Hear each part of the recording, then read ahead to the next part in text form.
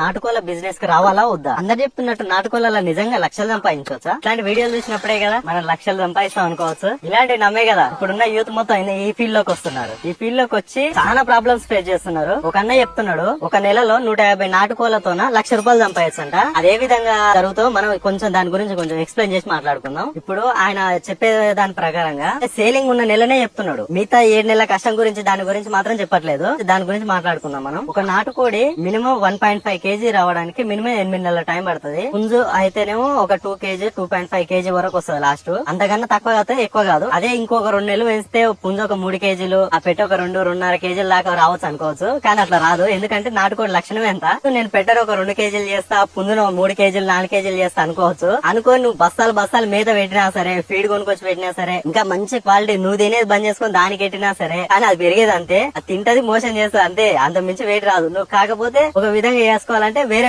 Breed ఉంటాయి కదా, అవి తెచ్చి ఇలా కలుపుకొని మోసం చేసి అవి అమ్మడమే. ఇంకా ఒక 150 కోళ్లు పెంచితే 8 నెలలకి ఎంత ఖర్చు వస్తుంది, దాన్ని అమ్మితే ఎంత లాభం వస్తుందో దీని గురించి కొంచెం ఎక్స్ప్లెయిన్ చేసి మాట్లాడుకుందాం. ఫస్ట్ మనం దీంట్లో స్టార్ట్ చేయాల్సిందంటే పిల్లలు తేవాలి. మార్కెట్ ప్రైస్ లో చూసుకుంటే ఒక్కొక్క పిల్ల వచ్చేసి ₹60. యావరేజ్ గా 150 పిల్లలకి వేసుకుంటే ₹19,000 అవుతాయి. ట్రాన్స్పోర్ట్ కి అడిషనల్ గా యాడ్ అవుతాయి. బ్రూడింగ్ సెటప్ ఏంటంటే పిల్లలు మన కోడి కింద ఉండవు కదా, సపరేట్ పెంచుతాం కాబట్టి దానికి సరిపడే టెంపరేచర్ కోసం రెడ్ లైట్లు పెడతాం ఇట్ కోసం. దాన్ని బ్రూడింగ్ సెక్షన్ అంటారు. దానికి ఒక ₹1000 1,500 దాకా అయితే మొత్తం పిల్లలకు ట్రాన్స్పోర్ట్ కు బ్రూడింగ్ సెక్టర్ కు టోటల్ గా వచ్చేసి 12,000 అవుతాయి. ఇది గుర్తు పెట్టుకోరు పక్కకి. నెక్స్ట్ ఫీడింగ్ దాదాపు ఒక 40,000 అవుతాయి. అది ఎట్లయితుందో నేను చెప్తా. 40,000 కావచ్చా 8 నెలలు అంటే ఖచ్చితంగా అవుతాయి. ఫస్ట్ చిన్న పిల్లలు ఒక 2 నెలల వరకు యావరేజ్ గా మనం ఒక కోడి పిల్ల 20 గ్రాముల లెక్క తిన్నా రోజుకు ఒడ్లు సజ్జలు అట్లా వేయడానికి రాదు. 2 నెలల వరకు ఆ ఫీడ్ మాత్రమే వాడాల్సి వస్తుంది. మినిమం మార్కెట్ ప్రైస్ చూసుకుంటే ₹45 నుంచి ₹50 దాకా ఉంది కేజీ. ఆ లెక్కలు చూసుకుంటే మనకు వచ్చేసి ఫస్ట్ 2 నెలలని 8,000 అంటే క్వింటల్ 80 కిలోల దాకా మనం ఫీడ్ వాడతాం. 8,000 పొంద అవుతుంది. ఆ 3వ నెల 4వ